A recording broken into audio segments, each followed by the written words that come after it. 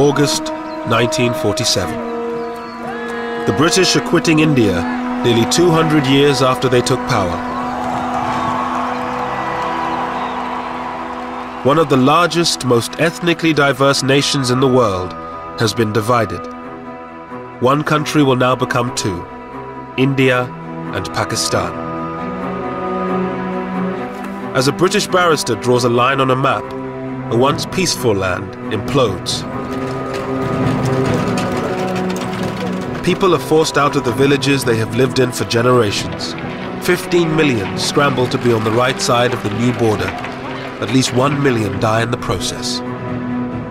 And this huge mass of humanity just moving along, barefooted, no food, thirsty. It was a terrible sight, terrible sight. Communities that have lived together for centuries turn on each other in one of the worst communal massacres of the 20th century. It was so senseless, so utterly senseless. And yet, there's nothing you can do about it. Britain, the once great colonial power, looks on as India burns. Hindus and Muslims were in the grip of madness, lunacy.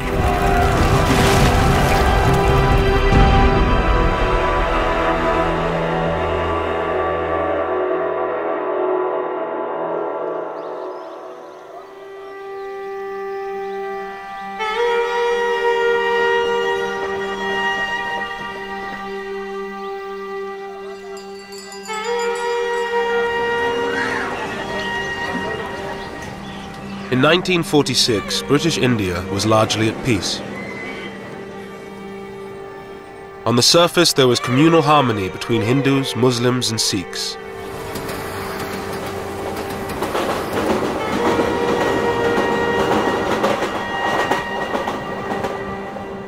In the same part of the village, I remember Hindus and Sikhs living side by side, living with us, Not far from where I lived, And whenever there was any wedding in the family, I remember the Hindus and the Sikhs bringing sweetmeats, to my father, and offering. And we lived very happily, very happily.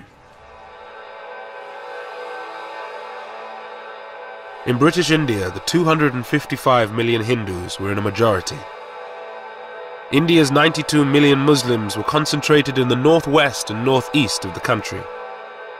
The 6 million Sikhs lived mostly in the Punjab, one of the richest and most diverse provinces in India. Lahore was its ancient capital.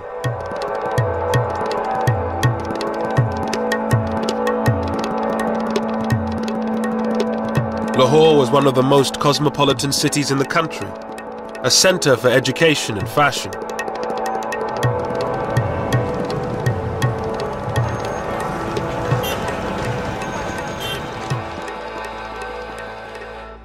Roded Khan, a Muslim, had left his village to study law and history at Lahore's Foreman Christian College.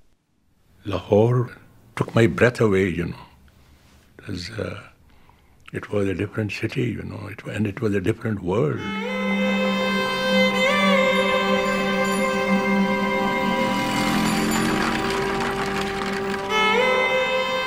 It was a very liberal, very tolerant, very progressive institution.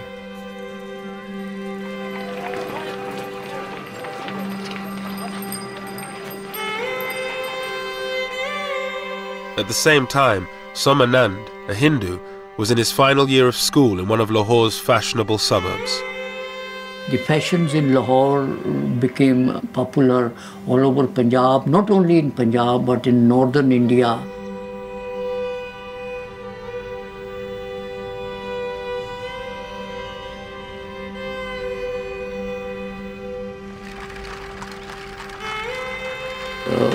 There was a famous saying in Punjabi that a person who has not seen Lahore has not been born yet. He is yet to be born. In a few months' time, the peace of this ancient city would be shattered.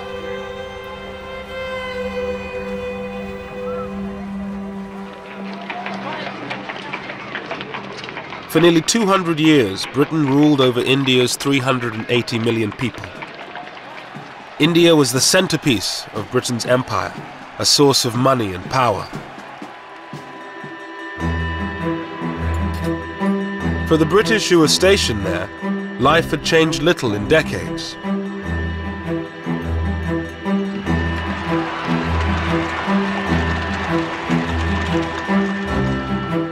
John Moores, an officer to a Gurkha regiment, had been in India for a year. We had a hunt, and they'd imported these hounds possibly in the 20s or somewhere like that, and they used to hunt jackal. The tribesmen would come in with a live jackal and release them eventually, and then the hunt would take it up and try chasing them. But then you had to have a whole brigade out defending the hunters. They would be deployed all round over so many miles.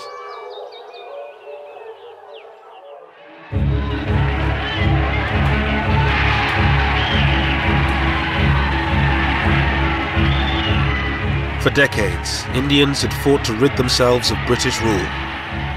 The independence movement had been kept in check by ruthless military force. But by 1946, everything had changed. World War II had left Britain bankrupt. Mr. Moores and the other British troops knew that they would be the last.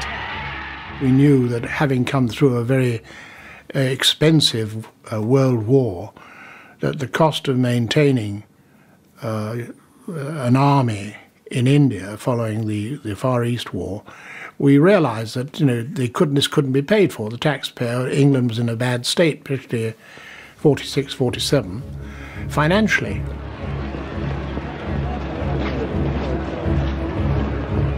But India's independence leaders were divided over what should happen when Britain left. The Indian National Congress, under its leaders Pandit Nehru and Mahatma Gandhi, demanded a single state where all religions would live side by side. But many Muslims feared living under a Hindu majority. Even in the middle-class homes of Lahore, ancient prejudices ran deep. At one level, they had very cordial relations. Our Muslim neighbors were very good. They helped us, we helped them.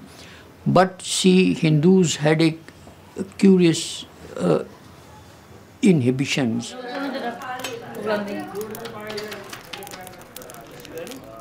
My mother's attitude, she didn't allow any Muslim to enter her kitchen. Any cooked thing from a Muslim home was not allowed to enter the kitchen. When she was eating, she would not allow her Muslim neighbors, the lady, to touch her. So such inhibitions and customs, they kept us apart. In Lahore's old city, Muslims were forbidden from drinking from the same taps as Hindus. Zahur Uddin, a Muslim, was a champion wrestler from the old city. बाकी असी लोग जाके लगले जांदे पानी पींदे सा ना वो छबील तो पानी गिलास ही कुछ सान नहीं सन पियांदे वो इस तरह पानी भी नहीं सन पियांदे उन्होंने एक एडी एडी लम्मी नौजल रखी सी लोहे की वो इतों फड़ते सन तो जिथे तुम बैठे हो ना उतों तक नौजल होंदी सी इतों पानी पांदा सी तो असी इस तरह पानी पींदे सा वो छूत तो भी सानू छूत समझदा सी Hindu. The Muslims were not getting enough jobs, education, they were not so educated. They envied Hindus who had the best of jobs, and they always wanted. That's why the slogan of a Muslim homeland became very popular among the Muslims.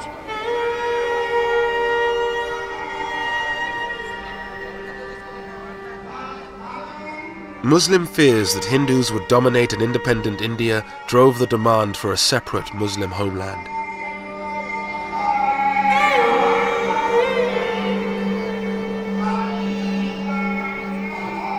It was championed principally by one man, a 70-year-old British-educated barrister, Muhammad Ali Jinnah. His Muslim League demanded the division of India into two, one country for the Hindus and Sikhs and another for the Muslims.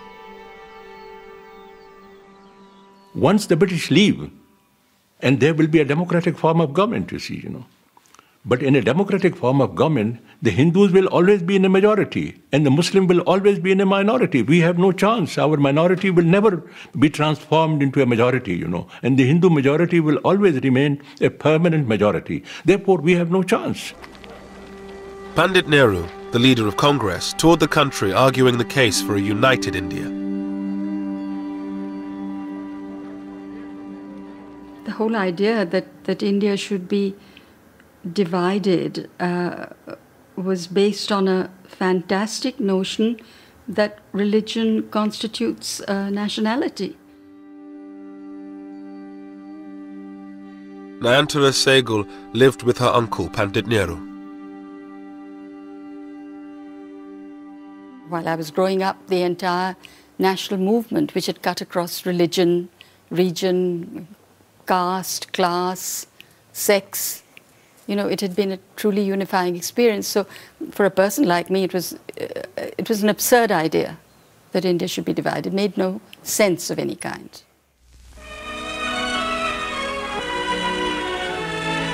Clouds gather over Simla for the opening of Lord Wavell's conference with the Indian leaders. In March 1946, a British government delegation, the Cabinet Mission, arrived to negotiate between Congress and the League. This was supposed to be the breakthrough conference, where a deal would be struck leading to an independent India. Pandit Nehru, who calls for an Indian republic, is accused by the League of working for domination over the Muslim minority. Jinnah did compromise on his demand for a separate Muslim state. He accepted a united India if it had weak central powers. But Nehru, a socialist and believer in a strong central state, refused any such concessions to the Muslim League. Mr. Jinnah, the Muslim leader, holds fast to Pakistan, and it's reported that his maximum concessions were regarded by Congress as inadequate. At any rate, the fateful conference at Simla, following the preliminary work in Delhi, has ended in failure.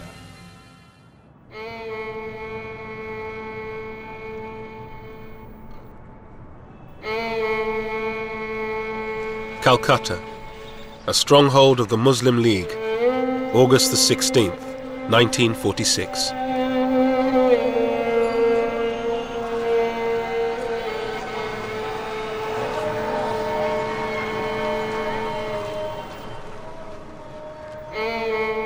With the collapse of negotiations, Jinnah called for direct action.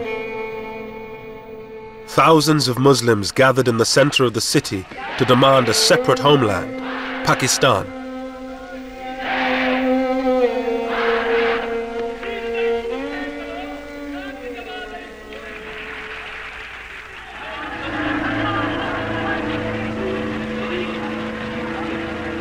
As the crowds dispersed, the more radical elements headed for the Hindu parts of the city.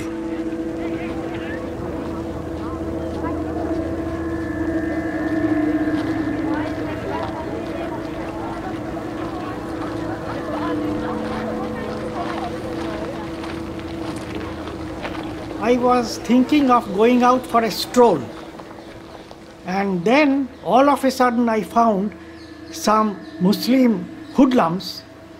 They came out, shouted, "Nara-e Takbir, Allahu Akbar. Allah is the great master."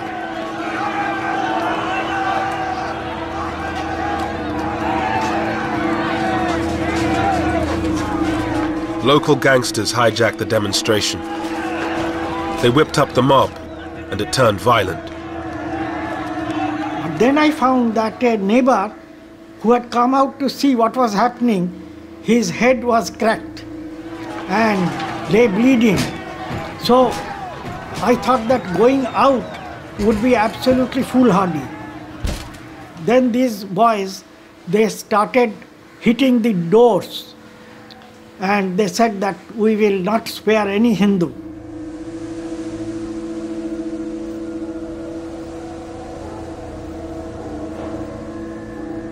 As the city erupted in communal violence, Muslim slaughter of Hindus turned to Hindu slaughter of Muslims. Shankar Ghosh, was covering the riots for a Calcutta newspaper. A jewellery shop was surrounded by a crowd armed with iron rods.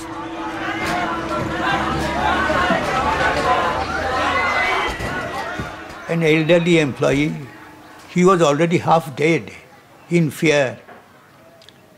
He came with his folded hands like this. But this furious mob, they had no time to hear what he wanted to say. So I think a boy of 14 or 15 just pulled his leg as he came out, and the man fell down, and someone hit him on the head with an iron rod. I think that one blow had finished him.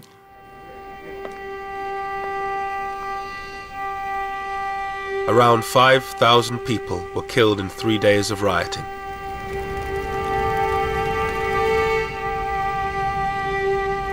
But the British, with one eye on leaving India and fearful of being overrun, ordered the troops to stay in their barracks until it was too late.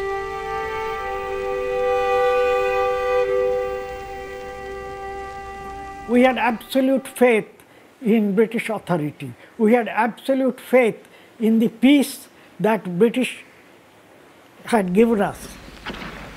For 3 days there was no sign of authority on the streets, and it was anybody could murder anybody.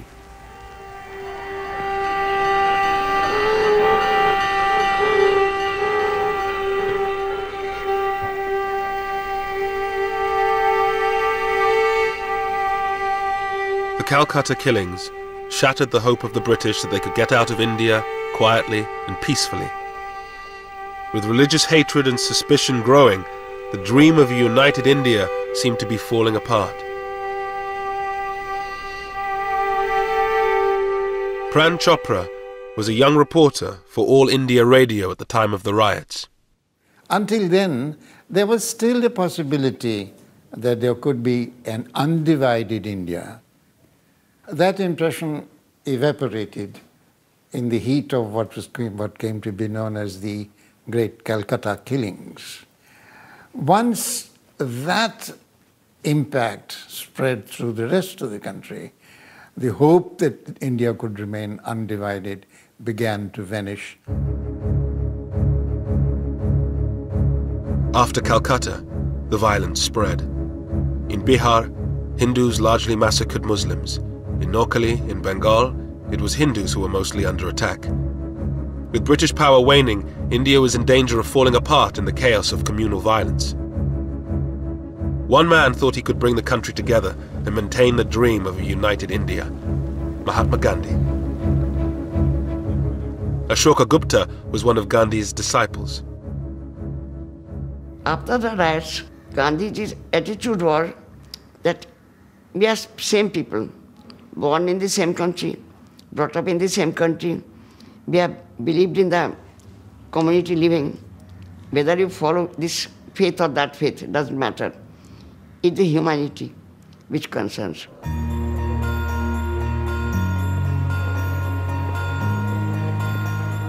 Gandhi spent the first months of 1947 walking through the villages of Noakhali, holding prayer meetings, trying to bring Hindus and Muslims together.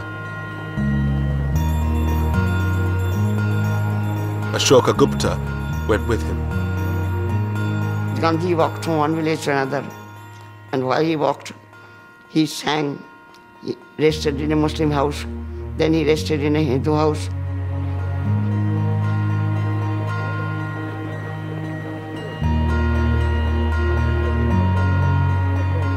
But the great pacifist and campaigner for independence was hardly the unifying figure he wanted to be. Gradually, the prayer meetings, the non-Hindus were absent. Shankar Ghosh reported the story for his Calcutta newspaper. The Muslims were not keen to come to him, were not keen to listen to him. And Before Gandhiji went on his morning trip from one village to another, they used to defile the path, spread thorns, bones, etc. on this road. An advance party had to be sent because he was in Noakhali, he was not wearing any shoes. He was walking barefoot.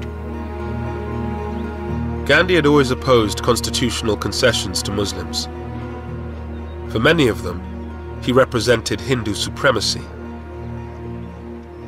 Mr. Gandhi did not appeal to the Muslims, He failed to win the hearts and minds of the Muslims of India, The way he used to talk about politics and his language, it was foreign. It did not appeal to Muslims at all, But he used to be practically, naked. He used to have one arm on the shoulder of one girl, and he should have another arm on the shoulder of another. And the Hindus thought he was a saint, Gandhi's dream of a united India seemed to be collapsing.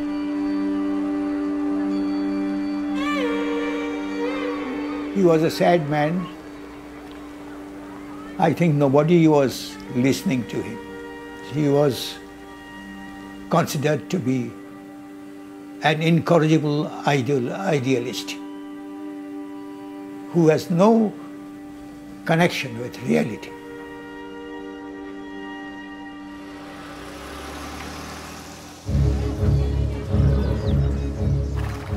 In February 1947, the British government made a dramatic declaration. They would definitely leave India by June 1948. But there was still no agreement on how to give India to the Indians. With chaos spreading, they decided on a radical solution: to appoint a new viceroy. The scene is Northolt Airfield, the occasion the departure of Lord Mountbatten of Burma, who was leaving for India with his wife. Before the new viceroy, there lay the task of holding office for the brief but obviously difficult period of just over a year until the date when Indians are to take full control of India. Everyone in Britain, I'm certain, wishes the viceroy all possible success in India. I was in school, and they said, you'll miss the last term of school, and we're taking you out in the middle of this term because Daddy's been appointed Viceroy of India, and so we're going out for probably a couple of years. And, thought we'd take you as well, because you can be useful.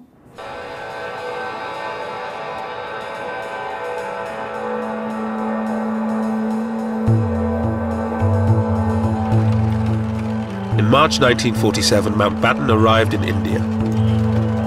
The former Supreme Allied Commander of Southeast Asia had a reputation for being a decisive leader, a man who could knock heads together. His brief was simple: to get a deal and get Britain out before India imploded. The swearing in, of course, was a very great ceremony in the Durbar Hall. And so trumpeters and all the staff in their full dress uniform, my father in full dress uniform, my mother in a long white dress, and I think a sort of laurel wreaths in her hair. And they looked like film stars.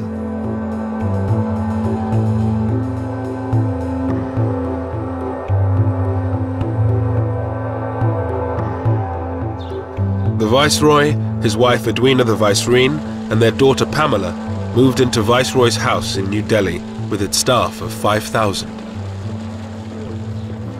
In Viceroy's house, there were indoor gardeners. Now, the indoor gardeners just arranged the flowers in the vases and changed the water. And there were 25 of them as indoor gardeners. There was one man who spent his entire time with a seal that bore the British crown, stamping the butter pads. And there was another unfortunate man known as the chicken plucker, who did nothing else. So the scale was so amazing. Narendra Singh Sarila was to become Mountbatten's aide-de-camp, his personal assistant. Among other things, his job was to assist on tiger hunts. Lord Mountbatten was a very articulate man, and he used to plan ahead what he's going to do. And he used to carry it through ruthlessly. Despite the formalities of life at Viceroy's house, Mountbatten seemed like a new breed of Viceroy. First of all, his background helped him, because everybody knew that he was cousin of the king. But still, he acted without any airs. And I think that impressed Indians, because other viceroys kept, their sort of upper lip and that sort of thing. And I think that helped to impress people.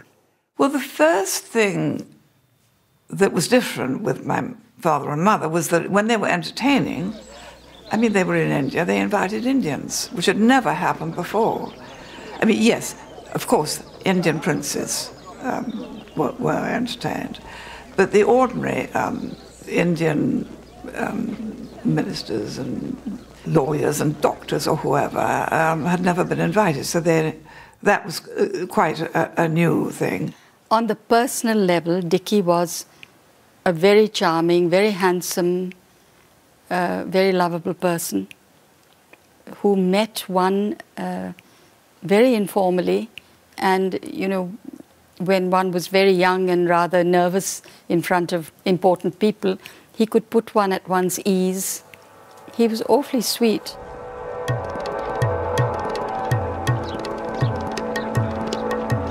Mountbatten's first task was to meet the Indian leaders, Mahatma Gandhi and Pandit Nehru for Congress, and Muhammad Ali Jinnah for the Muslim League.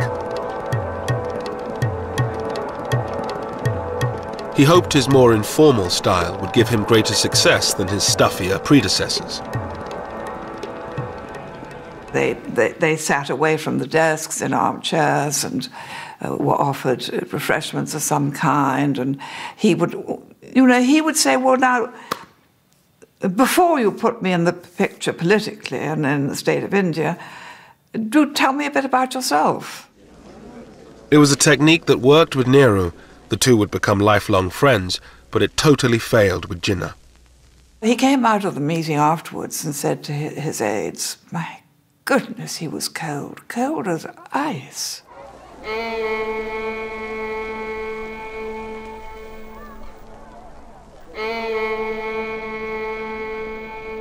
There were now constant negotiations.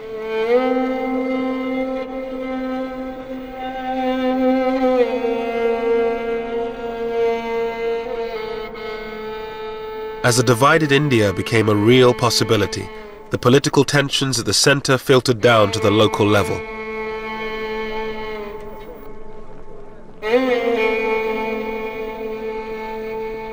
The Punjab was worst affected. The province was one of the wealthiest in India. Hindus, Muslims, and Sikhs all claimed it as their own.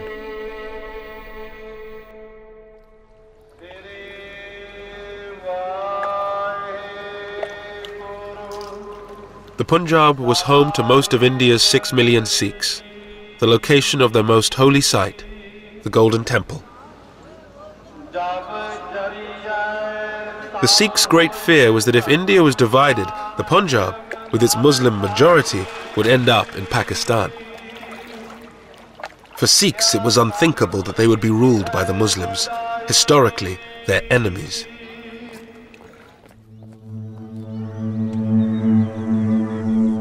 In many villages of the Punjab, communal harmony began to break down.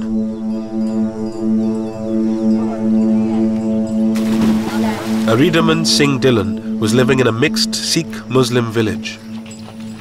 I had Muslim friends and we used to play together. And there was nobody from our families put any obstacles between us. But when the strife began, then I was prohibited from going out with my Muslim friends. But we would sneak away and often will get caught and scolded. My grandfather, he noticed us going about playing around in the fields.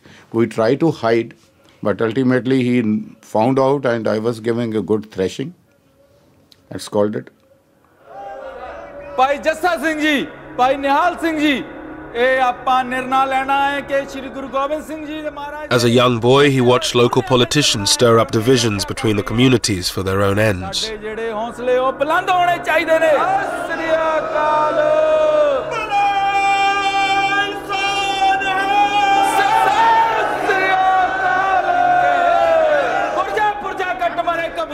They have to whip up the sentiments of the people, and the easiest way to whip up the sentiments of the people are to tell them that their religion is in danger, that is, their community is in danger. What else would they tell? To hoodwink people, to get votes out of them, to get support out of them. The people had to be hoodwinked, and politicians do this.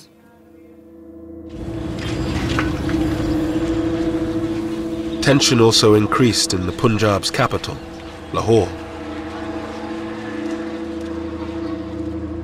Student Somanand always had a lot of Muslim friends. They now refused to talk to him. A class fellow of mine raised the Congress flag on the school building. The Muslims were very furious. Why? They also raised their Muslim League flag on the school building. So the tension increased. The distrust was already there under the surface. It was there for centuries, but now it came above the surface. John Moores and his band of Gurkhas were now sent to Lahore to help the local police keep the peace. We arrived in Lahore around about the 23rd of April. We already knew that there were rumblings going on for intelligence that had been passed to us, and we were briefed on that. And our first job was to get to know the city and how to get around it.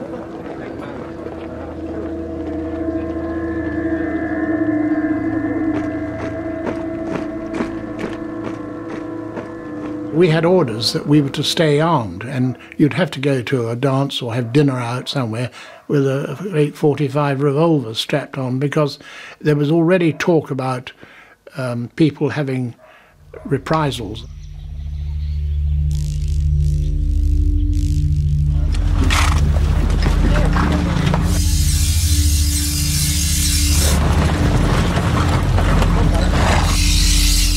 In the villages of the Punjab, there were few British patrols. The Sikhs began forming jathas, armed bands. Many Sikhs had served in the British Army during the war and still had their weapons.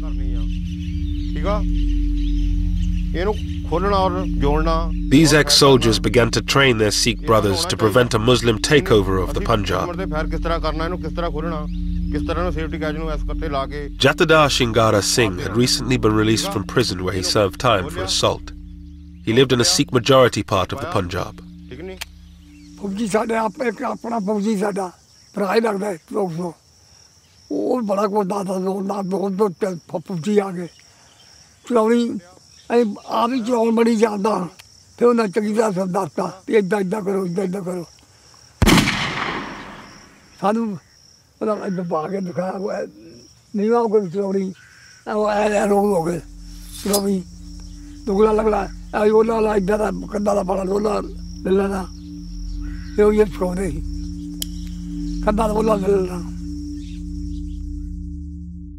A number of Muslims from our village had come down to see my grandfather and told him that they have heard rumors that certain people are getting together in adjoining villages to attack our village and other villages to kill the Muslims.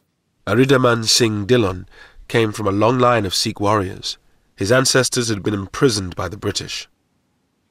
His grandfather, the village head, refused to join in the wave of communal violence.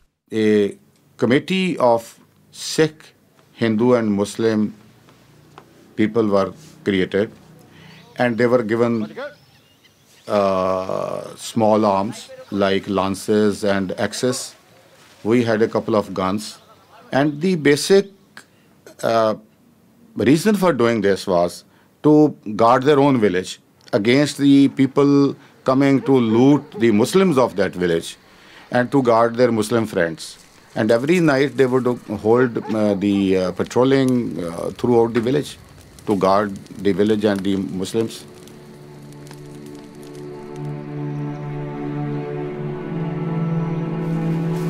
Seeing the Sikh preparations for war, Muslim villagers decided to launch a first strike. In March 1947, Sikh villages around Rawalpindi came under attack. ਝਾੜੀਆਂ ਕੋਲ ਵੱਡੇ ਆਦਮੀ ਦਿਸਣ ਲੱਗ ਪਏ ਅੱਲਾਹੁ ਅਕਬਰ ਯਾ ਅਲੀ ਅੱਕਾ ਅੱਲਾਹੁ ਅਕਬਰ ਯਾ ਅਲੀ ਨਾਲ ਹੀ ਉਹਨਾਂ ਦੇ ਕੁਲਾੜੀਆਂ ਹੁੰਦੀਆਂ ਸਨ ਕੁਲਾੜੀਆਂ ਉਹ ਉਛਾਲ ਰਹੇ ਸਨ ਔਰ ਬੜੇ ਮਤਲਬ ਯਾਨੀ ਐਗਰੈਸਿਵ ਸਨ ਬੜੇ ਗੁੱਸੇ ਵਿੱਚ ਸਨ ਜਿਸ ਤਰ੍ਹਾਂ ਕਿ ਸਾਨੂੰ ਖਾਈ ਜਾਣਗੇ ਤੇ ਸਾਡੇ ਵਾਸਤੇ ਵੀ ਇੱਕ ਨਵੀਂ ਗੱਲ ਸੀ ਕਿ ਸਦੀਆਂ ਤੋਂ ਅਸੀਂ ਉੱਥੇ ਲੋਕ ਰਹਿ ਰਹੇ ਸਨ ਕਿ ਹੋਇਆ ਕੀ ਹੈ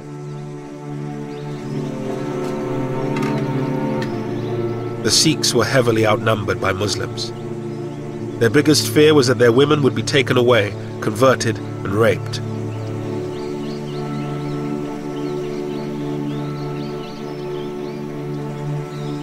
ਇੱਕ ਮੁਸਲਮਾਨ ਸੀ ਗੁਲਾਮ ਰਸੂਲ ਉਹਦਾ ਨਾਂ ਸੀ ਉਸਨੇ ਇੱਕ ਲੜਕੀ ਦੀ ਡਿਮਾਂਡ ਕੀਤੀ ਕਿ ਇੱਕ ਲੜਕੀ ਮੈਨੂੰ ਦੇ ਦਿਓ ਤੇ ਅਸੀਂ ਸਾਰੇ ਲੋਕਾਂ ਨੂੰ ਉਹ ਬਦਮਾਸ਼ ਟਾਈਪ ਦਾ ਆਦਮੀ ਸੀ ਔਰ ਅਸੀਂ ਸਾਰੇ ਲੋਕਾਂ ਨੂੰ ਇੱਥੋਂ ਹਟਾ ਦੇਵਾਂਗੇ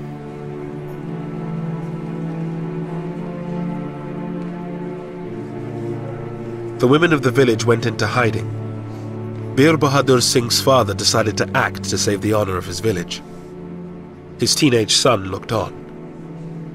10 ਸਾਲ ਤੋਂ ਲੈ ਕੇ 40 ਸਾਲ ਦੀ ਤੱਕ ਜਿਹੜੀਆਂ ਸੁਨੱਖੀਆਂ ਸਨ ਸਾਡੇ ਇਲਾਕੇ 'ਚ ਬੜੀਆਂ ਔਰਤਾਂ ਸੁਨੱਖੀਆਂ ਹੁੰਦੀਆਂ ਸਨ ਪਹਾੜ ਦਾ ਨੀਮ ਪਹਾੜ ਦਾ ਇਲਾਕਾ ਸੀ ਤੇ ਉਹ ਸਭ ਤੋਂ ਪਹਿਲਾਂ ਆਪਣੇ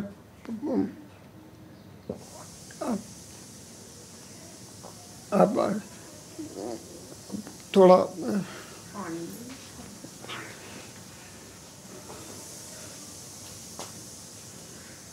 आवाज मारी सब तो पहला अपनी बेटी नू मान बेटा आ जा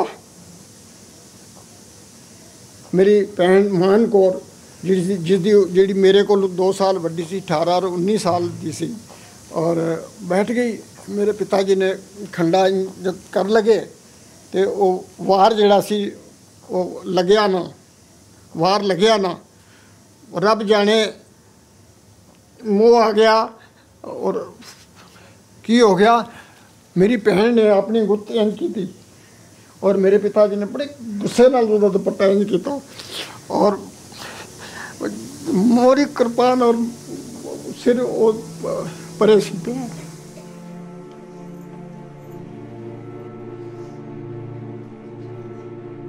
ਉਹ ਦੋਏ ਚਾਚਾ ਭਤੀਜਾ ਨੇ ਮੇਰੇ ਇੱਕ ਹੋਰ ਤਾਇਆ ਜੀ ਵੀ ਉੱਪਰ ਸਨ ਜਿਨ੍ਹਾਂ ਦਾ ਕਾਫੀ ਵੱਡਾ ਸਰੀਰ ਸੀ ਉਹਨਾਂ ਸਾਰਿਆਂ ਨੇ ਕੱਟਣਾ ਸ਼ੁਰੂ ਕੀਤਾ ਖਟ ਖਟ ਖਟ ਦੀ ਆਵਾਜ਼ ਆਉਣ ਸੀ ਮੈਂ ਯਕੀਨ ਜਾਣ ਕੇ ਜਾਣਾ 60 ਸਾਲ ਮੈਨੂੰ ਅੱਜ ਦੀ ਯਾਦ ਹੈ ਕਿਸੇ ਨੇ ਹਾਈ ਨਹੀਂ ਕੀਤੀ ਬਸ ਵਾਹਿਗੁਰੂ ਦੀ ਆਵਾਜ਼ ਆਉਂਦੀ ਰਹੀ ਹੈ ਕਿਸੇ ਨੇ ਹਾਈ ਨਹੀਂ ਕੀਤੀ ਕੋਈ ਨੱਸੀ ਨਹੀਂ ਕਿਸੇ ਨੇ ਰੋਲਾ ਨਹੀਂ ਪਾਇਆ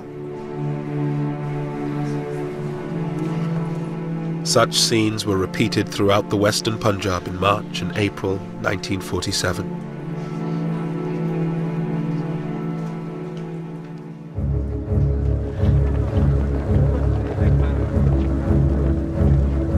With the threat of all-out conflict, a deal became a matter of urgency. The Congress leader, Pandit Nehru, now had power within his grasp. But to get the British out quickly, he had to compromise. He abandoned his dream of a united India and accepted partition. A statement will be read to you tonight, giving the final decision of His Majesty's government as to the method by which power will be transferred from British to Indian hands. On the night of June 3rd, 1947, Mountbatten, Jinnah and Nehru broadcast the news that they had finally struck a deal. They would divide India in two. I must honestly appeal to every community, and particularly to Muslim India, to maintain peace and order. I couldn't believe it. I couldn't believe it. It was like a dream come true, you know. mighty forces are at work in the world today and in India, and I have no doubt that we are ushering in a period of greatness for India.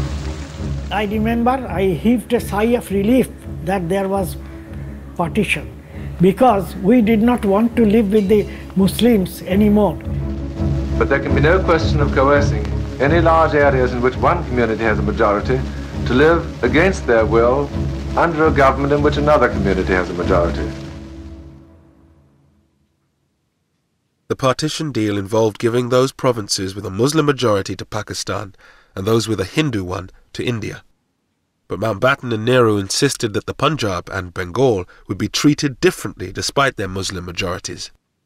Jinnah was forced to accept that both these provinces would be cut in half and divided between India and Pakistan. The next day, at a press conference, Mountbatten dropped a bombshell. Britain would not be leaving in June 1948, as had been planned, but on August 15, 1947, just 3 months away. When asked why the date had been brought forward by nearly a year, Mountbatten replied, "Why should we wait? Waiting would mean that I should be responsible, ultimately, for law and order." It should have been possible for them to say that, look, there is no great hurry, don't fix a timetable, let it proceed in a more orderly manner.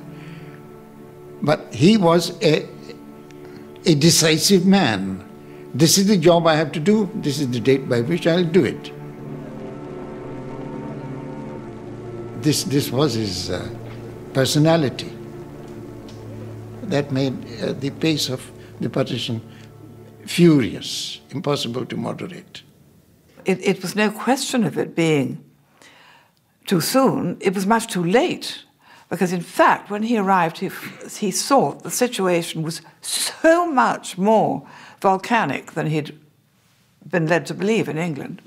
And he had that diary that he had over everybody's desk saying however many days to independence, because it seemed so unbelievable. And the next morning you went into your office, it was 1 day less, and it certainly concentrated people's minds.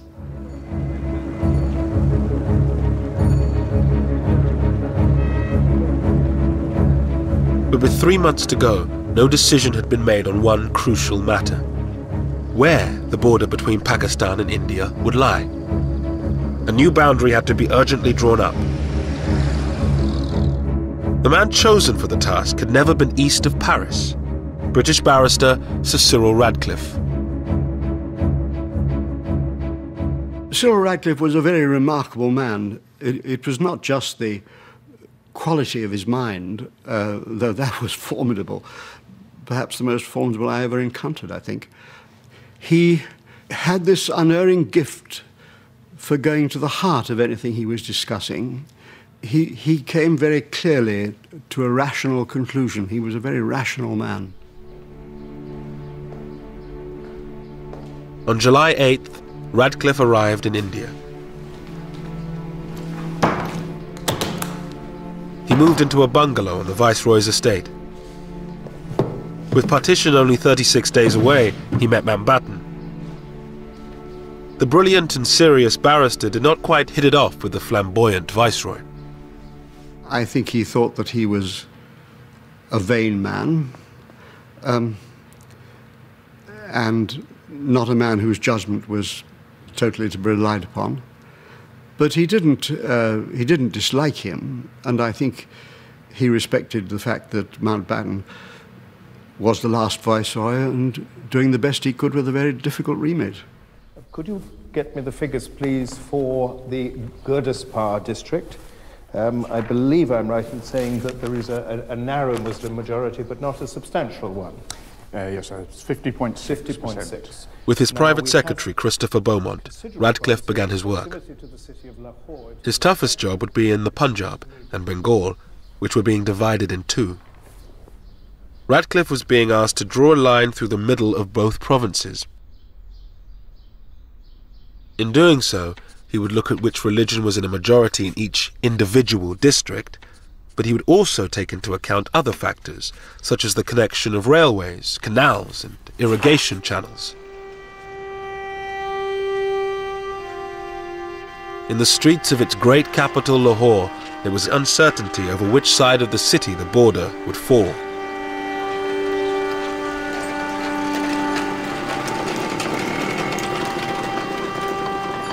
Satish Gujral was an art student in Lahore from a politically influential Hindu family. Most of my Muslim friends also agreed that logically speaking, there was more chance that Lahore will go to Indian side. Because seeing everything belongs to Hindus, education, money, banks, insurance, buildings.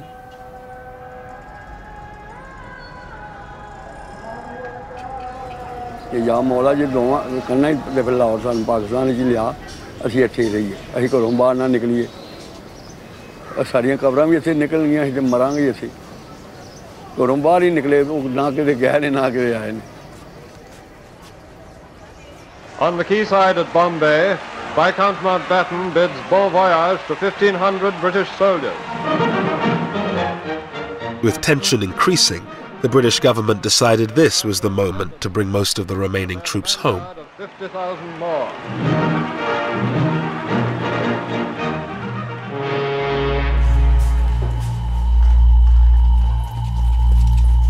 With just over a month to partition, tension on the streets of Lahore began to turn to violence. There was a date and everybody then knew that do whatever you can now, because after this date you won't be able to do it. Whether it's looting Muslims or looting Hindus, whatever it might be. So therefore the date itself became a driver. With the borders still to be decided, Muslims, Sikhs and Hindus began to clear their neighborhoods of anyone not of their community.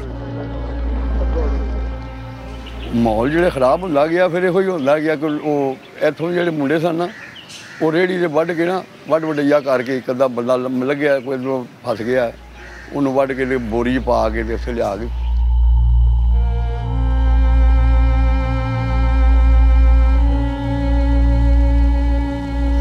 खूह हैगा सी उत्थे लिया के ते उन्होंने साड़दे सन ये मुंडे मुसलमान जेह्ड़े ऐसे एरिए जित्थे जित्थे मुसलमान हैगे सन उदों हालात इस तरह इहो जिहा रोई कटकट होया मार दित्ता साड़ दित्ता एह पंछी हो जांदी.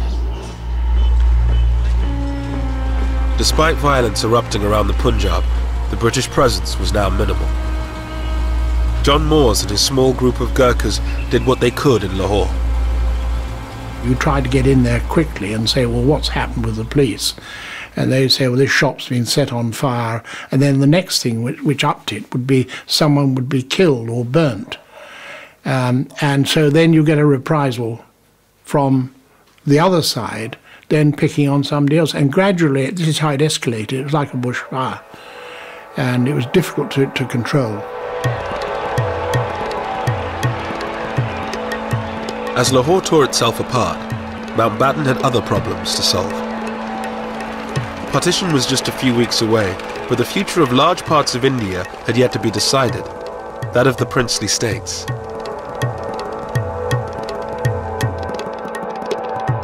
Ruled by princes, these semi-autonomous states were dotted around India. They had been allowed to run their own affairs in return for their loyalty to the British Crown.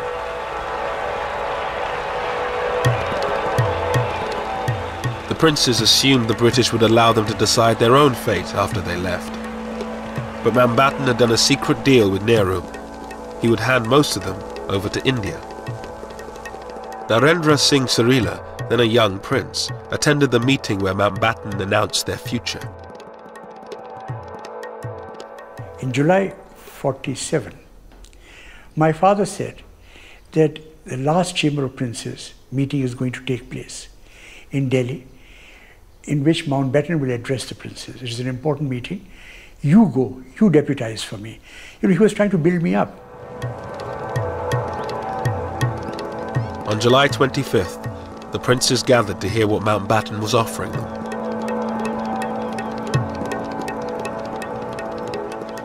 He came and stood in front on the podium. And I remember that he looked left and right while pictures were taken. It was perfect showmanship. And then he started addressing the princes. Your Highnesses, ladies and gentlemen, and he said that we have no alternative but to sign the instrument of accession. Mountbatten told the princes they had little choice: join the Indian Union or be swept away in a wave of democratic change. And I think this made a great impression, and many of the princes who had these ideas that they would become independent and do what they like, this collapsed. They realized that if they didn't sign, most of the princes, the small ones, they would be most probably wiped out. With the princes in the bag, the partition settlement was nearly complete. All that remained was the final border, down to Sir Cyril Radcliffe. I think it was the loneliness of the decision which I remember him talking about. It wasn't a single decision, it was a series of decisions about where the line should be drawn. These decisions were going to be his, and he had to take responsibility for them. And I think he found that a lonely experience by comparison with some of the things he'd done. Sir Cyril had no time to see what was happening in the lands he was dissecting. His approach to drawing up the boundary, separating majority Hindu-Sikh areas from majority Muslim ones, almost certainly encouraged the religious cleansing of entire districts. There were areas where the margins were not very great.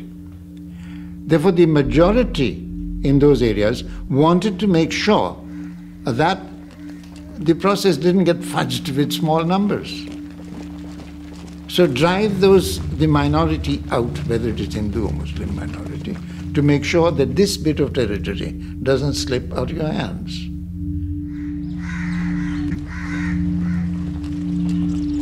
Mayhem now ensued in the villages of the Punjab. A few individuals took a stand. Dylan's grandfather was threatened for trying to protect his Muslim neighbors. Some people had often sent messages to my grandfather that people who were going about looting and killing Muslims, they wanted to eliminate our family because we were putting an obstacle in their way. But my grandfather would not be deterred.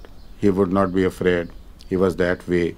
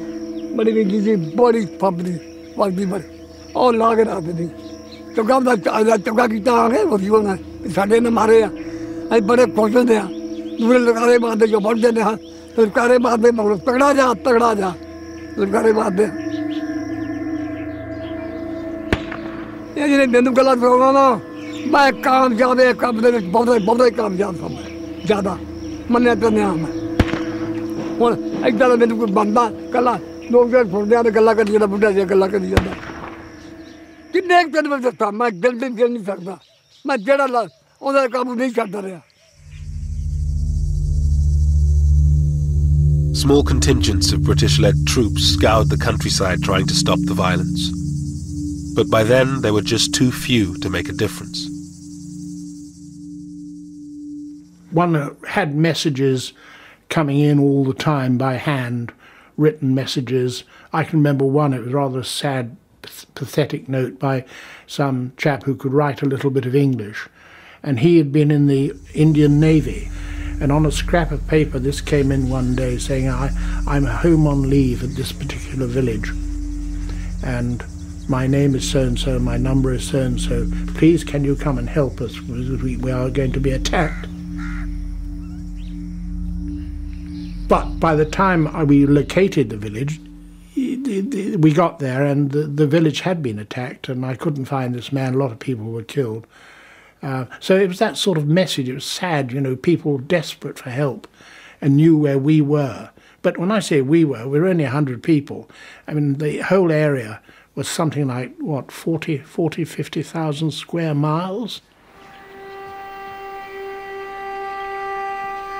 One village I went into where we knew there was something afoot. I hadn't been told to go there. I was coming back at the end of a patrol and I saw vultures circling, and so that was usually a pretty good indicator. And got into the village and sure enough it had been completely decimated.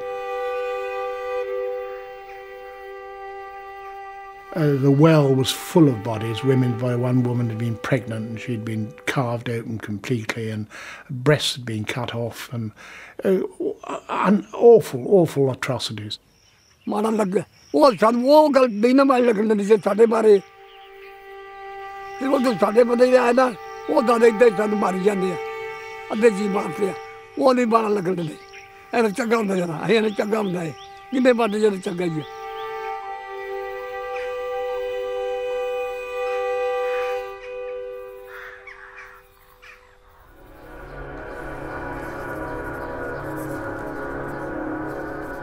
In Lahore, murder was now an everyday occurrence. With partition just 2 weeks away, rumours circulated that the city would go to Pakistan. Lahore's richer Hindus took no chances. There was tension. The Hindus started leaving much before the partition Lahore. They knew that Lahore would go to Pakistan. They started leaving the city, but they pretended that they are not leaving. They kept their drawing rooms as it was there. All the sofas and all the furniture was there. In the hearts there was a hope lingered that Lahore would be on this side.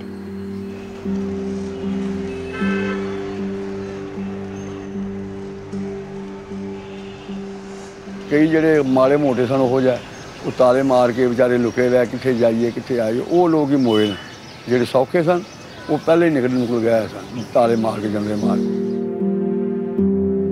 Som's father, a bank manager in Lahore, said if they could live under the British, they could live under the Muslims. I didn't want to leave. My father also didn't want to leave. He hoped. And he said, okay, all these people who are leaving, they are fools. They'll come back tomorrow.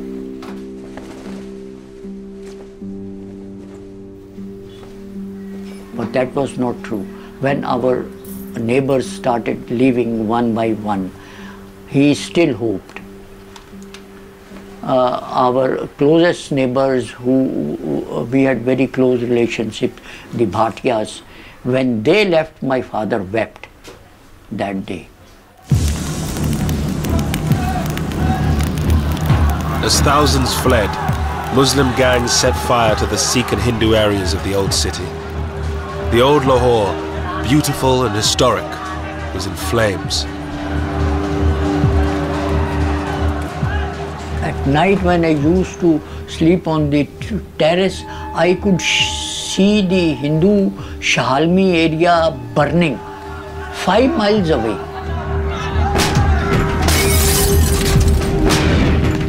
The flames could be seen. So high the flames were. Shahalmi was a thickly populated Hindu area. It was burnt down completely. And I could see 5 miles away the flames, the light, all that. And we were so terrified that night. All around my house, people were running. Children, elders, women. When I asked someone, he said, mobs are coming. and the area is on fire. Told me to run at once if you want to save your life.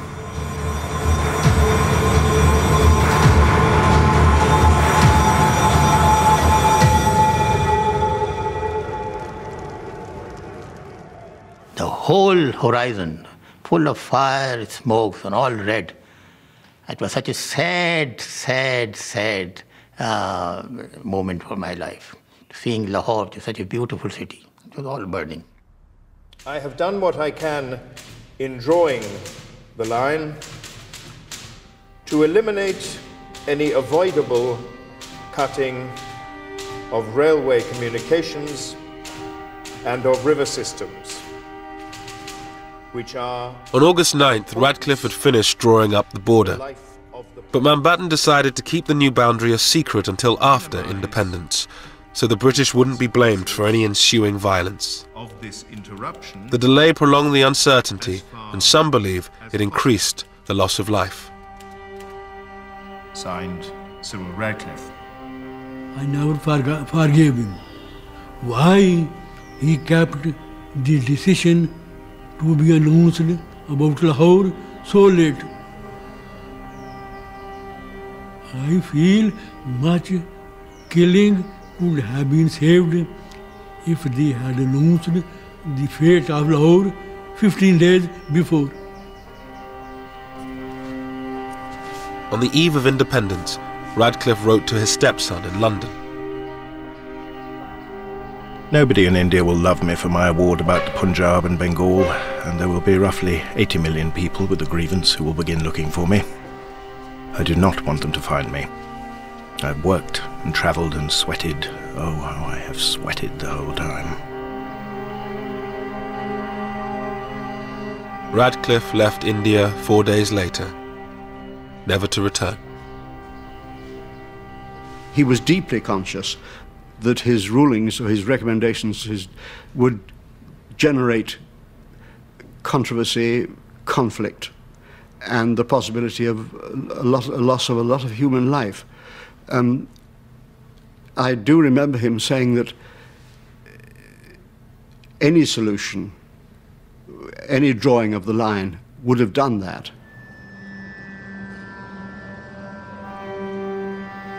On August 14th, 1947, a new country was born on the subcontinent. Jinnah's dream of a Muslim homeland became a reality in Pakistan.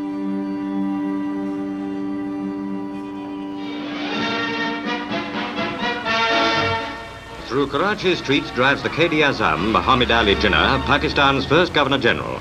It's Karachi's first day of independence, and the crowds are out to greet him and Earl Mountbatten.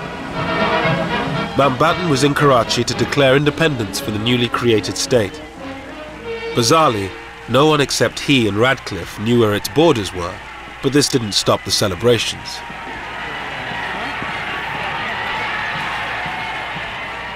It never occurred to us that the Muslims of India will ever see the emergence of a sovereign, independent country, which they could call their own, you see.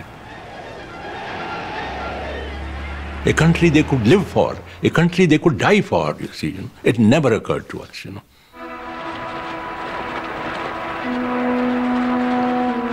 The next day, it was the turn of India to celebrate.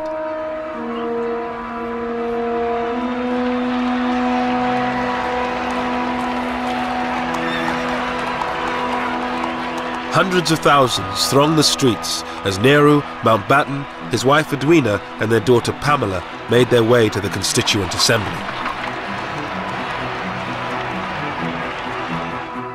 Unfortunately, when my parents arrive, they can't get in because the crowd is so thick, but so thick, that they can't open the doors. So there's no way for them to get in.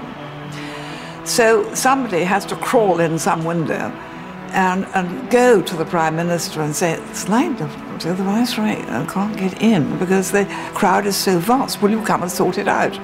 So Nehru had to sort of scuttle around the back and start hitting people and shouting at people and clearing away, which he was always brilliant at and loved doing. And eventually my parents were allowed to make their state entrance considerably less dignified than had been expected.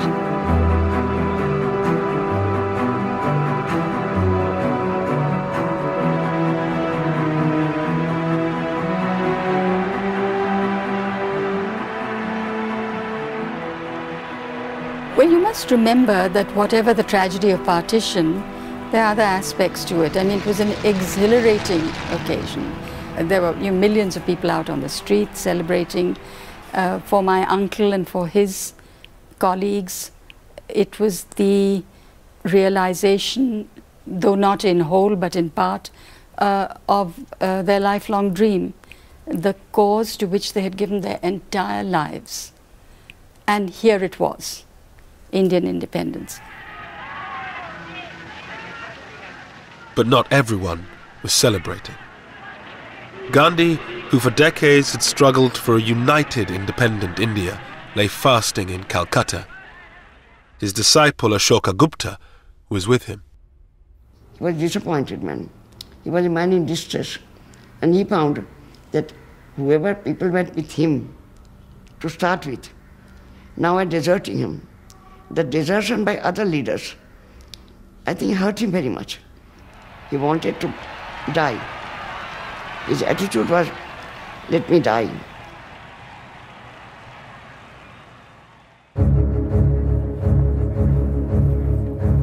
With the celebrations over, Mountbatten finally announced the new border.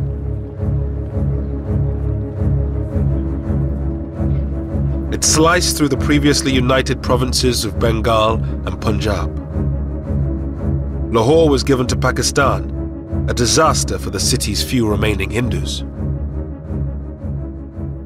We were dejected and we were so sorry because, see, those Hindus, by that time, Hindus had realized that it would not be possible for them to stay in Pakistan.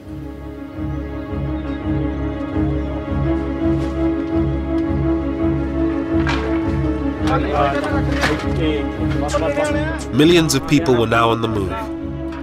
Muslims who found themselves on the Indian side of the border, and Hindus and Sikhs who were on the Pakistani side.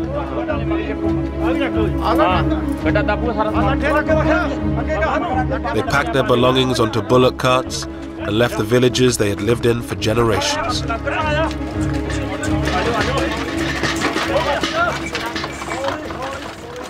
डरते हैं जी हाँ डरते हैं बहुत तो डरते हैं ये भी अजीब आजन कोई चीज नहीं चुकन दी वाला भाई आके कुछ नहीं जाना तुम अपनी जाना ले जाओ गड्डियां ते बहन दी करो गड्डियां ते दो दो बोरियां आटा सुट लिया जिन्ना घर हैगा सके ते एक गड्ढा सी 6 घरां दा कोई पता नहीं सी इन्हां नहीं पता भी आया भी अपने पिंड ही जावांगे इत्थे लगणी आउणा सी पिछे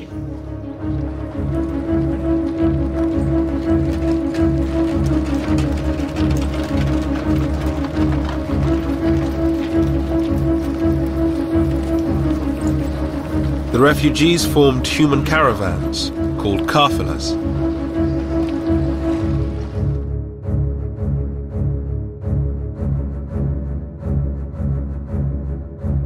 The lucky ones had military escorts to protect them from armed bands waiting on the roads. The first major refugee movement, the biggest concentration, was about a 50 miles long column of over 200,000 people was moved, and I was escorting it from Jalandhar onwards up to the Pakistan border. Wajahat Hussain was a young army officer. He had been sent to the Punjab to deal with disturbances on the border. We had very few troops with us, very few troops with us. So here were these people. There were no transport arrangements. There were no arrangements for the medical cover. There was nothing except that we had collected these people in open spaces. They were told to move, and they were moving on foot. Some had bullock carts, and they had put their belongings on the bullock carts, and their old people and children. Others were on the foot. And we used to do about, initially we used to do about 15 to 20 miles in a day. But as they got tired, as the days passed by, they became less and less.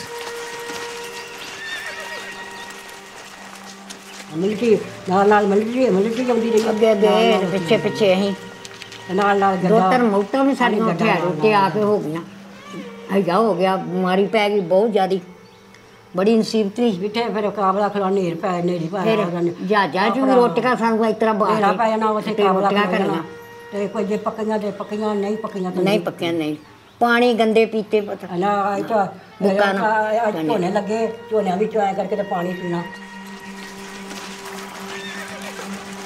Throughout August and September, the columns of refugees grew and grew, from hundreds of thousands to millions. Well, you imagine 2 million people on one road virtually, and it's just a seething mass of people trying to get water, trying to call in. Wells were poisoned, trying to find food, trying to cope, trying to cook, women having children. It's awful, awful things.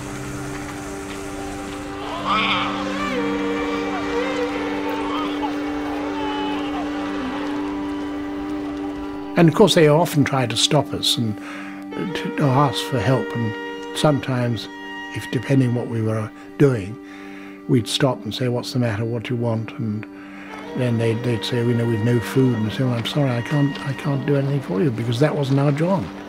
We just didn't have any food to give them.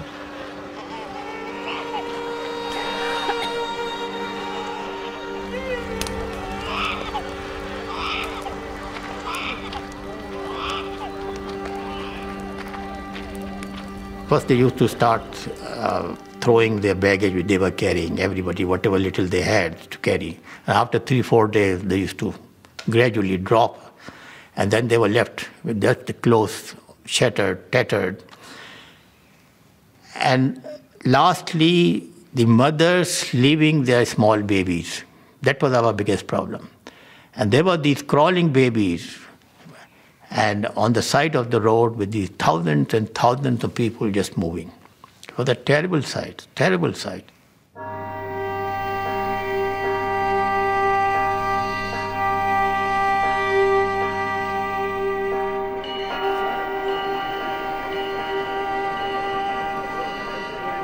Tens of thousands of people boarded special refugee trains that made their way between India and Pakistan. They were easy prey for the armed gangs that roamed the countryside. It was John Moore's job to escort a trainload of Muslim refugees to Pakistan.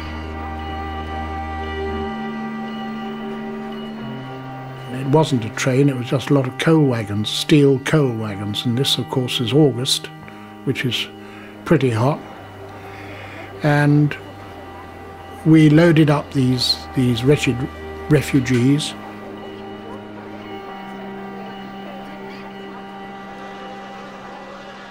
It was very distressing, and the journey from Ambala to Amritsar by train normally, you could do it in about, I suppose, 4 or 5 hours. And in this case it took 4 days.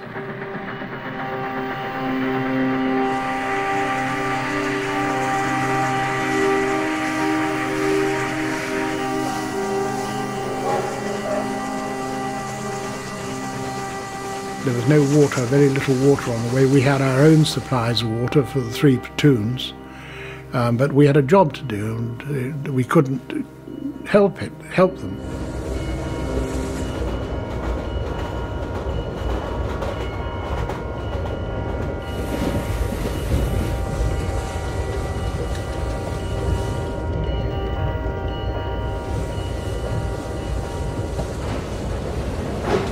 3 days into their journey, they reached the Sikh stronghold of Amritsar.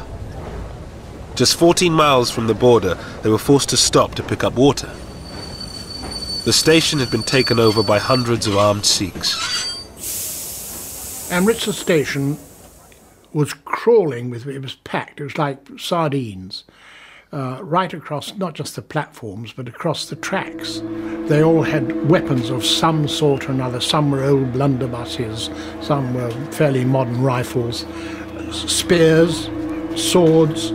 They were shoulder to shoulder crowds and pushing and shouting and screaming, and you realised that you were just going into a hell, and if you didn't look tough, you were for trouble because they would then have gone for us before the refugees. And I said the thing to do is to get the grenades out, let them see. A lot of them are ex-soldiers, these people here, the weapons they were carrying. Let them see you priming grenades, prime the grenades, and that they'll know you mean business then. And doing that, the crowd sort of melted back and away and left us clear. And I suppose we must have been in the station for about 4 hours, something like that. And just as dawn was breaking, we managed to pull away the engine to do the last 14 miles. There had been very little planning for the movement of refugees or their protection. Most British troops had already been sent home, whilst Indian and Pakistani forces were in total disarray. They were totally inadequate forces. The reason was very simple, because the Indian army was being split. At the same time, don't forget that the troops were also concerned about their families, because wherever they came from, the trouble was going on in their homes also. So they were very much concerned. And most of them were on leave, or they were on the process of joining their new unit, or they had already joined. So very few bodies on the ground, really speaking, available to us to deal with the job.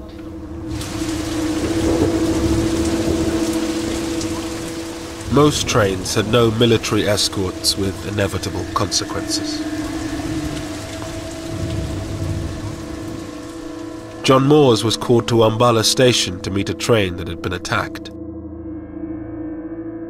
This was a trainload of, 500, 600, 700 people, most of whom had been killed, slaughtered, mainly elderly people, young children, young women, and they had been attacked and slaughtered, shot.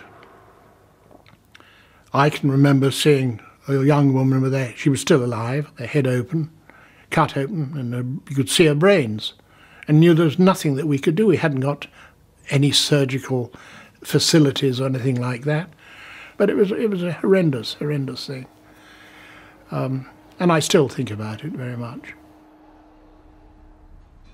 Art student Satish Gujral helped organize the transportation of refugees. In Amritsar, he saw the hatred partition had brought. The Muslim girls' school nearby had been raided, and all these girls had been brought out, stripped, then taken in procession to this location, where they were being systematically raped. I have recalled in my life story that when watching it, I looked at the face of those others who were attending it in search of compassion. I found none.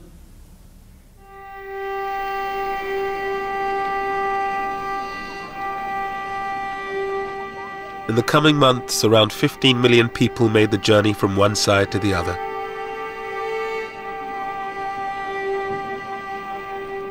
At least 1 million were dead. Thousands more lay abandoned in makeshift refugee camps, stuck on the wrong side of the border.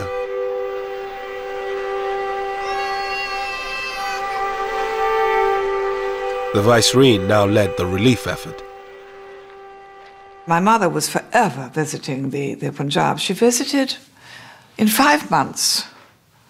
She did 70 major tours of the Punjab into the camps and trying to organize the camps, organize the hospitals, get guards on the hospitals, get food. And they soon learned that tell Lady Mountbatten something or answer one of her questions and something will happen.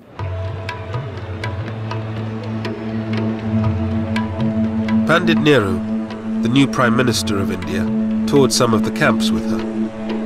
Finally, he came face to face with the price his people had paid for partition. Satish Gujral was in a refugee camp in Lahore when he arrived.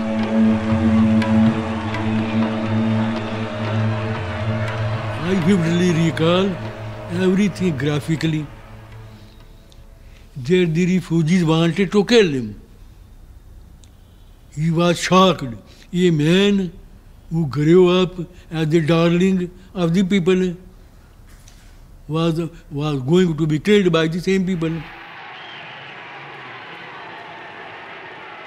I had been in pro-Nehru fellow, but that evening I did not feel, because I thought for the leaders having been truly responsible for all this havoc. So I thought he was only harvesting what he had sowed. So that first time that day, I felt no reverence toward him.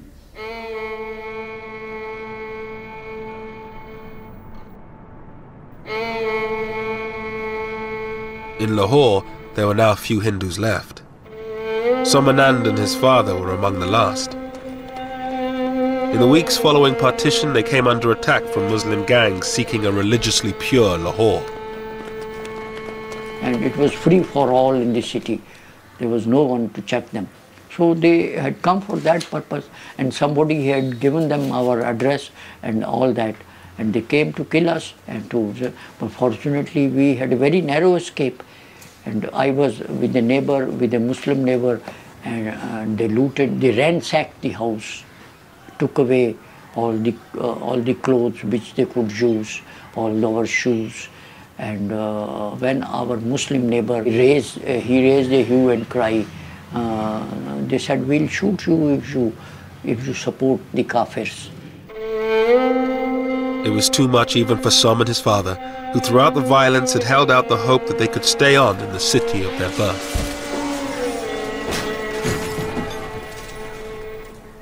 Then we decided to go to Delhi straight away. Went to the airport and came to Delhi with our 2 clothes, nothing.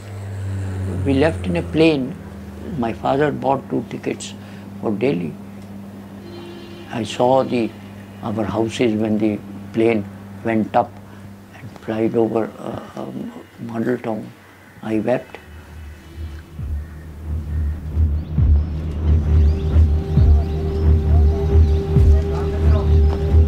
In Dillon's village, where the Muslims had been protected by his grandfather, the Indian army arrived one day and ordered the Muslims out. It was a sort of very heavy moment. There were tearful departures and farewells. The Muslims left most of their assets and properties with their neighbors, thinking that they would be able to come again to pick those things up.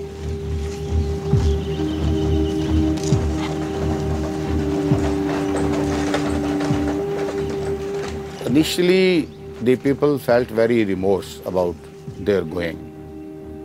But then, in a couple of days, they try to occupy their homes. They try to take away whatever they had left.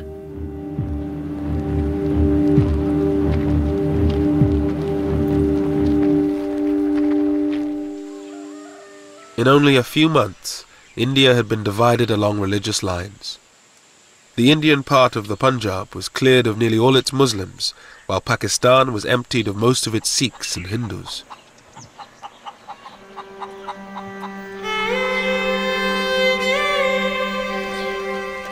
Lahore, once one of the most mixed cities in all of India, was now home only to Muslims. Gone was the cosmopolitan Lahore. Gone was liberal, tolerant, progressive Lahore, you see. But I think culturally, Lahore suffered, you see. It was a great city in those days. It was a great city in those days. With the passage of time, we became more conservative, more backward, more intolerant, more pseudo-Islamic, pseudo-Islamic. I think the primary responsibility is of the Hindus who didn't treat the Muslims as their equals. That was the root cause. The Muslims and Hindus couldn't integrate despite living together for all these centuries. With the partition over, the job was done for the few British troops still left in India. John Moores returned to Britain at the end of 1947. I think the worst thing was that we couldn't stop the violence. The unnecessary cruelty is something which we didn't really know much about. Mountbatten stayed on in India until the end of 1948 as its Governor-General. He returned to his career in the Navy, becoming First Sea Lord. He was killed by an IRA bomb in 1979. The whole problem was that Mountbatten tried to do this job in too short a time.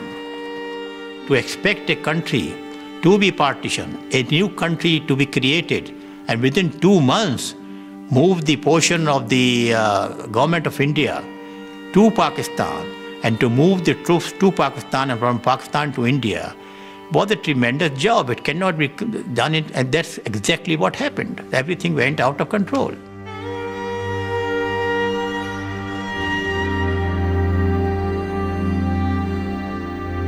Satish Gujral, the art student from Lahore, became one of India's greatest painters.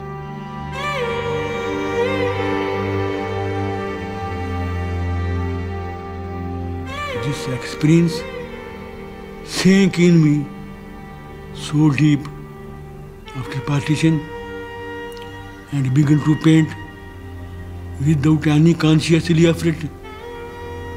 This woman suffering, this brutality of man to man became my theme.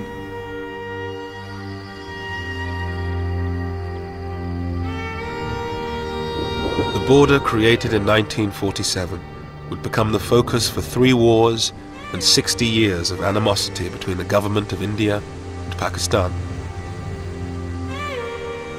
But for the people of the two countries, it was the tragedy of separation that lingered on.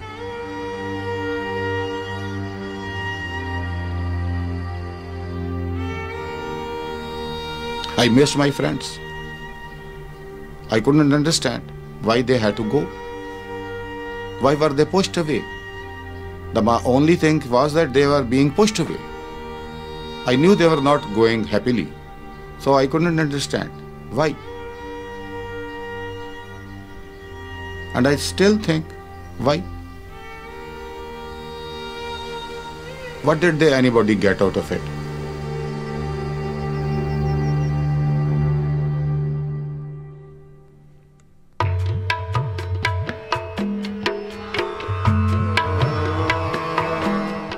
And on BBC 4 at 11 in Midnight's Grandchildren, 3 British teenagers travelled to the Punjab to see how their families were affected by partition. Coming next here on BBC 2, Newsnight.